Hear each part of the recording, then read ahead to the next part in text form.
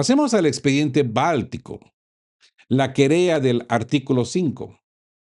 Y es que la historia de las últimas horas nos desplaza hacia los cuarteles estratégicos de la OTAN, donde los planificadores militares y las agencias de inteligencia han comenzado a proyectar con profunda ansiedad los escenarios posteriores a la campaña de Ucrania. Los cables desplazados por el analista Peter Soshu y el diario norteamericano The National Interest revelan que la Alianza Atlantista califica el nuevo despliegue de tropas rusas en sus fronteras occidentales como un plan directo diseñado para fracturar el eje transatlántico.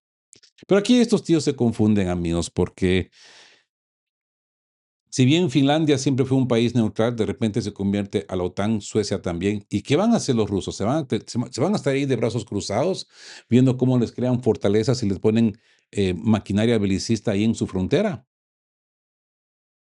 ¿Qué hicieron los rusos? Un movimiento estratégico. No tuvieron ni siquiera que reconstruir o que construir bases nuevas. No. Lo que han hecho los rusos ha sido simple y sencillo. Han rehabilitado sus bases exsoviéticas en el área. Finlandia dejó de ser en su entonces un peligro para Rusia. Rusia cerró esas bases soviéticas. Ahora las están remodelando, no podemos decir reconstruyendo, las están remodelando, las están refortificando y han desplazado alrededor de 140,000 hombres. Algo normal, pueden hacerlo. Y con mucha razón tienen que hacerlo. Así que basándose en un detallado informe del Instituto Jamestown de Washington, los estrategas occidentales advierten que el Kremlin podría intentar apoderarse de los estados bálticos en cuestión de días, presentando al resto de Occidente un hecho consumado que deje paralizados sus centros de mando. Miedo. Les está dando miedo ver que los rusos han reabierto sus bases exsoviéticas. ¿Y qué esperaban? Normal, ¿no? Pero ahora que ven que los rusos han tomado acción, ahora tiemblan. Ahora dicen, no solamente somos nosotros, va a ser toda Europa. Tienen que cundir el pánico. Y bueno, pasemos revisión de forma estricta a la ingeniería de este escenario y a los datos del subsuelo operativo. El plan de guerra Europa y el desgaste del acero. Esta alarma, la alarma en la oficina de Bruselas, se encendió tras la emisión de un nuevo documental de la radio pública danesa titulado Plan de Guerra Europa. Citando a jefes de inteligencias nórdicos y altos funcionarios de la alianza, el informe desglosa que, una vez concluidas las operaciones en el frente ucraniano, Rusia planea concentrar una fuerza de más de 115,000 soldados en la frontera norte y el flanco báltico. Los mandos de la OTAN, bajo el testimonio del general de división danés Brian Nissen, asumen que la siguiente fase no implicará un choque de infantería abierta a gran escala, sino una guerra híbrida total que se librará en todos los ámbitos fácticos: tierra, aire, mar, espacio, ciberespacio, constituyendo una auténtica disputa por la supervivencia del modelo democrático occidental. Sin embargo, cuando la contrainteligencia forense contrasta este libreto mediático con la terca física del barro, la narrativa atlantista muestra serias fisuras. A pesar de que la campaña de Ucrania ha superado en duración, sí, a la Primera Guerra Mundial, y de que Volodymyr Zelensky insiste ante micrófonos en que Kiev está recuperando la iniciativa, la realidad material del frente expone un estancamiento prolongado. El aparato militar ruso ha sufrido pérdidas considerables de personal, según ellos, y material, según ellos, lo que abre una interrogante fáctica en los despachos. Si la campaña de Ucrania le ha costado tanto desgaste a Moscú, ¿verdad?, ¿cómo puede el Kremlin presentar una amenaza letal e inmediata contra el bloque de la OTAN en su conjunto? Lo dijo el presidente finlandés. En 4 años solo han avanzado, ¿cuánto fue que dijo él? 30 kilómetros.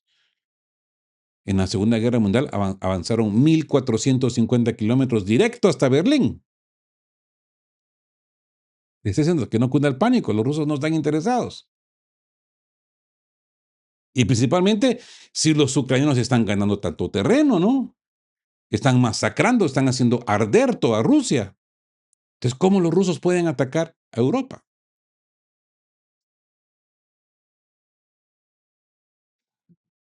El jaque al artículo 5 y el factor de la Casa Blanca. Miren, la respuesta en el subsuelo estratégico es que Rusia no pretende atacar a toda la alianza de forma simultánea. El plan real, según ellos, consiste en demoler los cimientos de la arquitectura de seguridad del Atlántico Norte, desafiando directamente a su principio fundamental de defensa colectiva, consagrado en el artículo 5. Informes internos del Instituto Jamestown desclasan que altos funcionarios de Moscú ya declararon abiertamente que las repúblicas bálticas no recibirán el auxilio militar que esperan de la alianza si el conflicto estalla. Yo no sé de qué habla este señor, porque no solamente lo dicen los militares rusos, lo decimos todos. Lo sabemos todos. Estados Unidos no se va a arriesgar a un conflicto nuclear por 3 países chihuahuas. Inglaterra también. Berlín también. No van a exponer la vida de los suyos por 3 pequeñines ladrando ahí. Ah, no, pero es que le tienen que dar la ficción y el tamaño enorme para crear el pánico, ¿no? Generales rusos andan diciendo estas cosas. No, amigo, se confunde. Lo dice todo el mundo. Todo el mundo lo sabe, no es ningún secreto. El Kremlin calcula que una ocupación relámpago de Estonia y Letonia y Lituania obligaría a Occidente a una disyuntiva impensable: tragar el hecho consumado o desatar una guerra nuclear abierta contra Rusia, dice este informe. Amigos, en este río revuelto de discrepancias, Moscú cuenta con un aliado indirecto en la oficina de Washington. La administración de Donald Trump desdeña abiertamente a la OTAN, habiendo amenazado durante su campaña con dejar a los socios europeos a merced de Rusia si no cumplen las metas contables de gasto en defensa. En esta primavera de 2026, el mensaje de la Casa Blanca ha sido inequívoco. Estados Unidos ha perdido la fe en la alianza tras el nulo apoyo europeo en la campaña militar contra Irán. Si esta disuasión se debilita por completo, el Kremlin tendrá la ventana abierta para intervenir mediante ultimátums y la instalación de gobiernos afines, emulando los sucesos históricos de junio de 1940.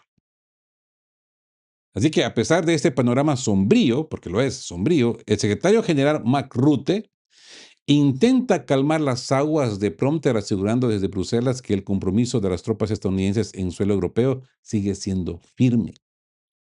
Los defensores del atlantismo recuerdan que la presión de Moscú solo logró expandir la alianza con la incorporación fáctica de Finlandia y Suecia en el 2023 y 2024. Sumado al despliegue inédito de una brigada blindada de Alemania en Lituania para tapar el crítico corredor Suwałki, la estrecha franja en que conecta Bielorrusia con el enclave ruso a Kaliningrado, ¿verdad? Los cimientos institucionales se proclaman sólidos, pero la terca física del subsuelo dictará si el famoso artículo 5 es una garantía real o una simple ficción de papel, ¿verdad? Ahora bien, pasemos a otro ámbito de noticia, y yo creo que este a muchos nos va a interesar, y es la farsa del Canal de la Mancha y el espectáculo político de Starmer. La historia de este arranque de semana nos traslada a las aguas del Canal de la Mancha, el escenario elegido por Londres para montar un espectáculo político de alta tensión, pero con escaso peso fáctico.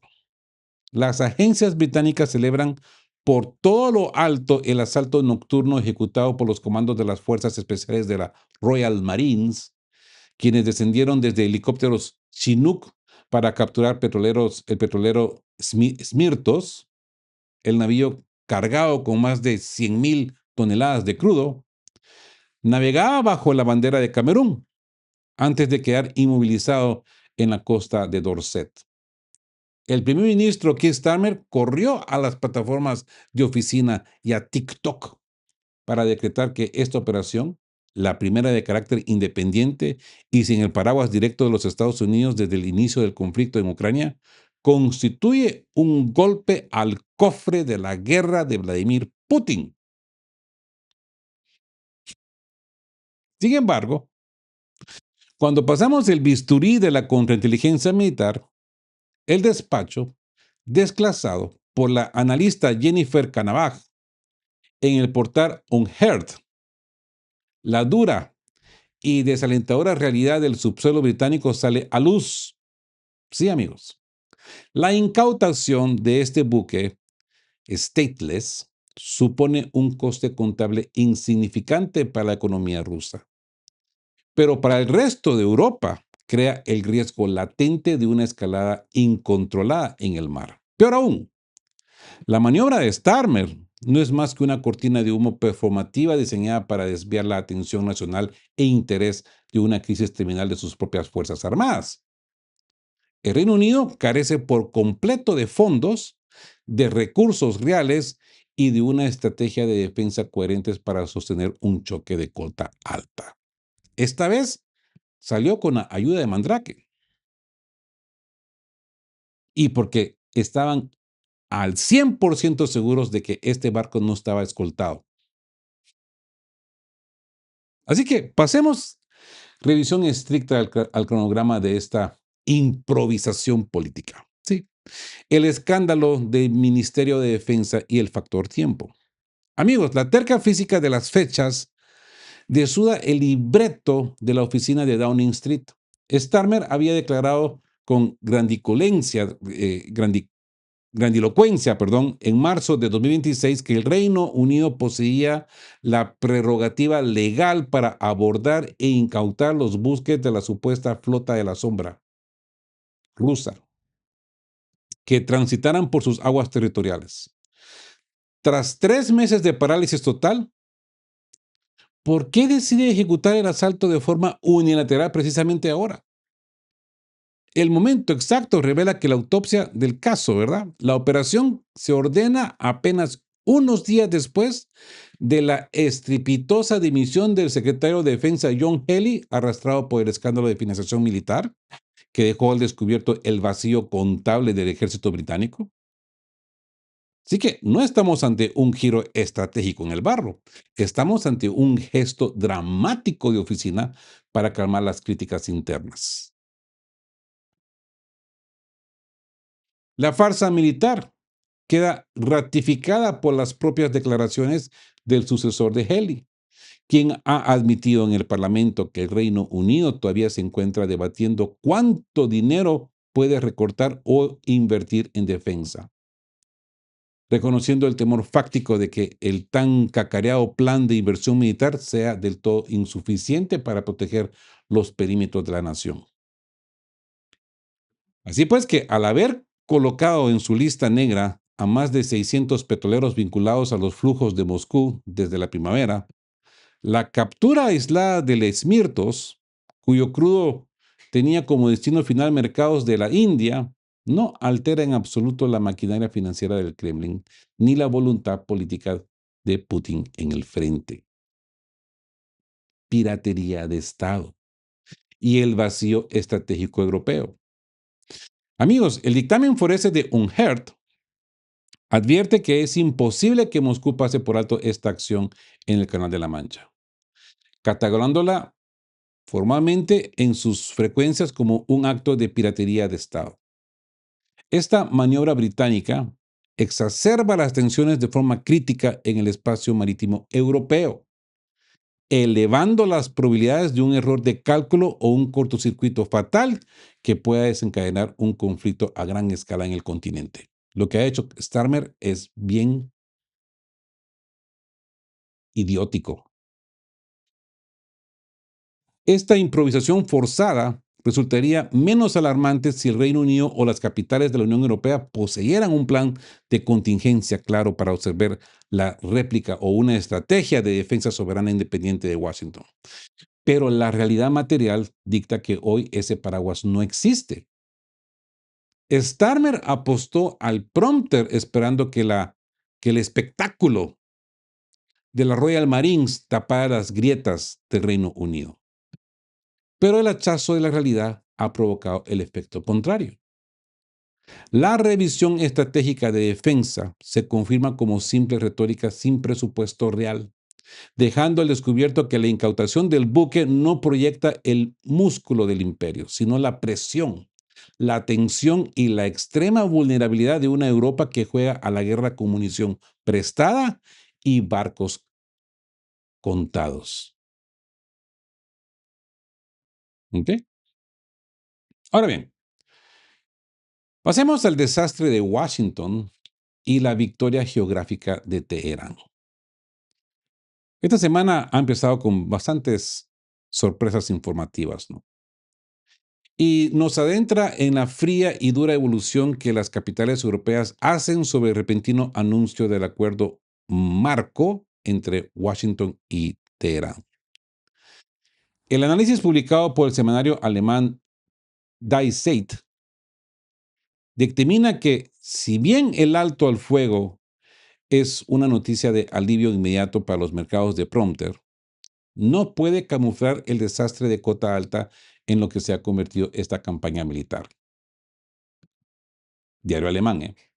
Bajo la terca física de los hechos, la firma fijada para este viernes en Ginebra no representa una capitulación de la República Islámica, sino un éxito fáctico para el régimen, el cual ha logrado sobrevivir a las amenazas de destrucción total de la Casa Blanca y se encamina a certificar el fin del dominio militar estadounidense en Oriente Medio. Así pues, que pasemos revisión de forma estricta a los términos del impasse y al cortocircuito de los arsenales. Sí, esa tregua de los 60 días y la nueva soberanía de Hormuz. Amigos, el memorando contempla un alto al fuego de 60 días diseñado en papel para desminar el Golfo Pérsico y reactivar el transporte marítimo comercial, prometiendo el levantamiento inmediato del bloqueo naval de la oficina estadounidense. A cambio, Washington pretende que Teherán abandone su inventario atómico a cambio de descongelar sus activos fiduciarios en la banca internacional. Sin embargo, los interrogantes técnicos en el barro son terminales. No existe claridad sobre el destino del uranio altamente enriquecido almacenado en los búnkeres de Isfahán, ni sobre el programa de misiles balísticos o el frente de el Líbano, donde Israel continúa bombardeando a Hezbollah y desplazando a la población civil.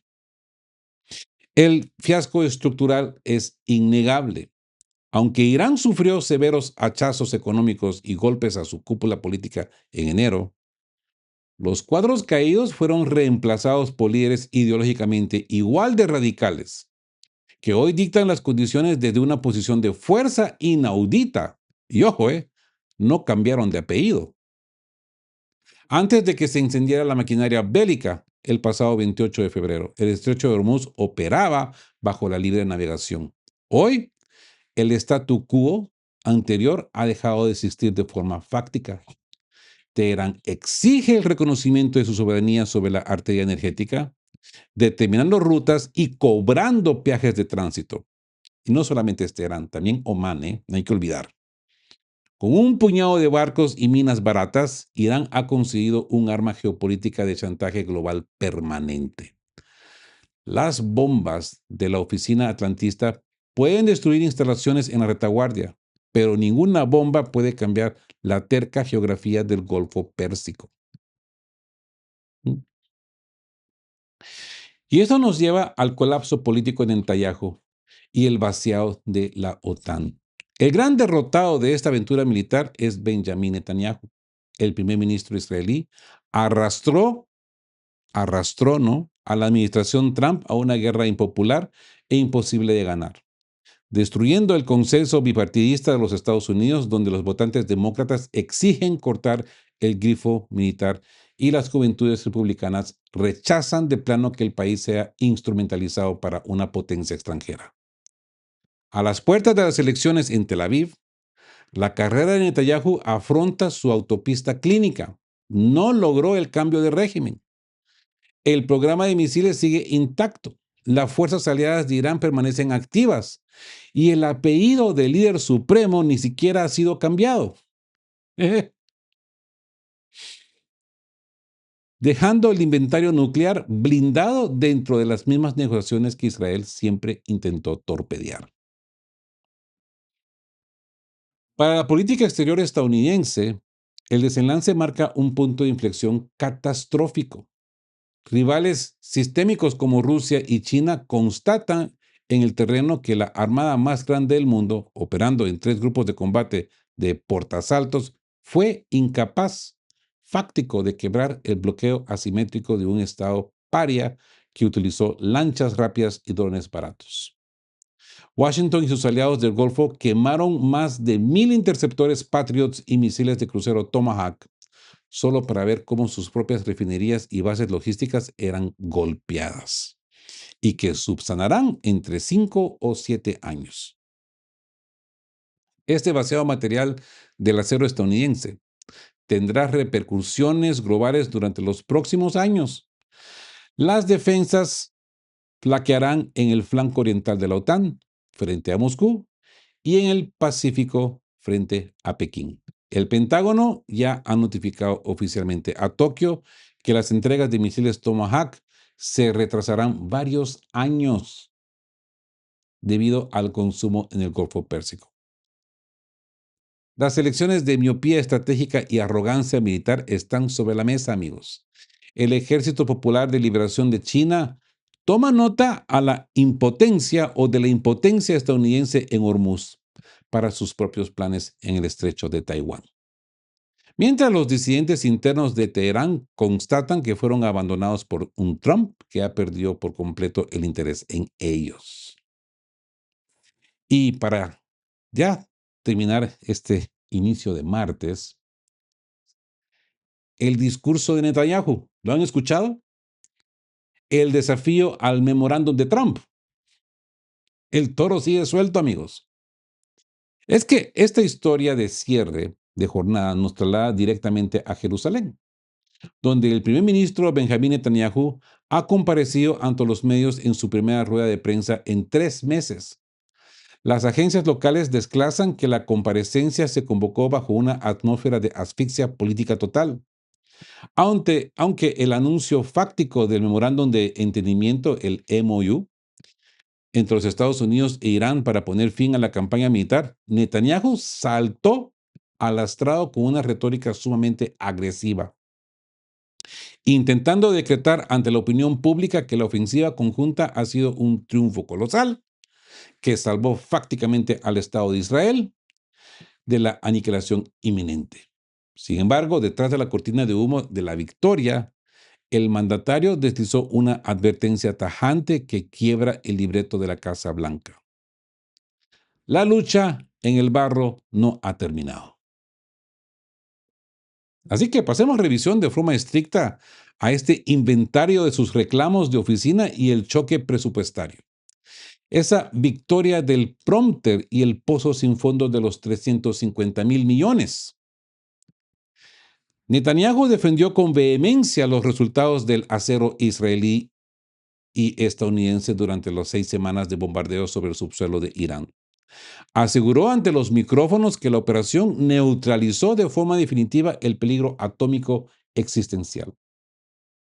Dice, atacamos a físicos nucleares, eliminamos a los líderes del régimen terrorista, aplastamos las instalaciones nucleares, los misiles y la gran mayoría de sus plantas de producción. Infligimos un daño colosal a su economía que algunas estimaciones acercan al $1 billón. Por cierto, y es que hasta la fecha, por ahí me salen preguntas que por qué no digo trillones. No, amigos, trillions es en inglés. Es billones en castellano. Si digo trillones en castellano, es una cifra que es inaceptable. Por favor, amemos y respetemos nuestra lengua. Es billones en castellano, trillions en inglés.